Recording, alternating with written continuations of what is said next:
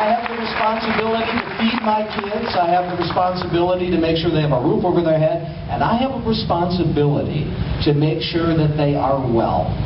That is my job, my responsibility, and not the government's.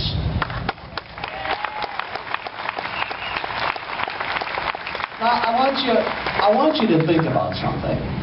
The numbers vary a little bit, but depending on the numbers, anywhere from 85 to 90% of Americans already have some level of health care coverage. 85 to 90%. Let's just go with 90. President Obama says the government health care plan will cover 97%. Okay? So we're going to spend $1 trillion to move the needle 7%.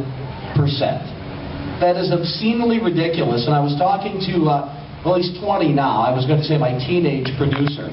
I was saying, I remember the day when $1 trillion was a lot of money. And he said, boy, you must be old. And I said, that was last year. That's how quickly things have changed. And the great Everett Dirksen, the senator from Illinois, coined $1 billion here, $1 billion there. Pretty soon you're talking real money. Now it's $1 trillion here and $1 trillion there. And pretty soon you're talking real money. You know, you're also here today because you understand, and I've said this at every one of these events that I've spoken, you're here today because you understand that your greatest freedom is the freedom to fail. And oftentimes, when I say that, people don't understand. What do you mean, freedom to fail? You fail or succeed by taking risks.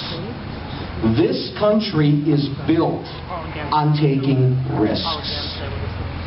This country is built on risking our lives, our fortunes, and our sacred honor. That's what was pledged in the Declaration of Independence to one another. Just think about that for a moment. Our lives, our fortunes, and our sacred honor. They were risking everything to build this country. Those who went west in the next century, just think about that. If they didn't risk their lives, everything they had, because they felt there was something on the other side of this continent, we would be from sea to shining Mississippi. Just think about that. Limiting risk limits reward. Limiting risk limits opportunity. Right now, you have a government that thinks it can take the risk out of everything. If you take the risk out of everything, you take the reward out of everything, and that's when you stop growing.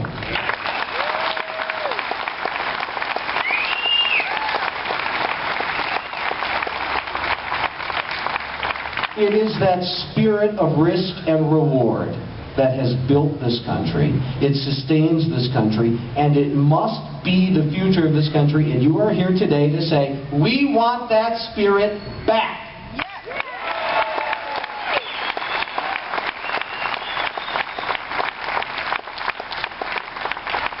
This country cannot continue to grow if it doesn't grow by people who are willing to risk their life savings to start a company, willing to risk whatever they have for a better future. But there's another risk today that I want to talk to you about. And I want to go back to the beginning, where I mentioned the way those at the tea parties, or I'm sorry, at the listening sessions were called AstroTurf. They were paid to be there. No, that's actually the other side that pays theirs to be there. Anybody pay you to be here today? Yeah, I didn't think so. I am. I get 50%. Now, that marginalization was intended as intimidation to try to shut them up. A good friend of mine, and this story didn't get a lot of play down here unless you listen to my show. A good friend of mine, and Heather is a good friend of mine, went to a listening session, and Heather is just a mom of 4 down the street. She used to be a member of the Republican Party. A liberal reporter in Green Bay did a hit job on her, called her an operative, which Keith Olbermann and Rachel Maddow and the whole left media picked up. This woman probably still receives hate mail to this day. Why? Because she went and spoke her mind. That is the other risk here today. The belief system that those on the left wish to believe is everybody agrees with the direction the country is going. And it pains them, and this is why I was wrong about events like this. It's not time to end these. Because when they see you out there, it is a painful reminder you're real. You're not a figment of anyone's imagination. Now, some of you may know I had an interesting week. I said something on the air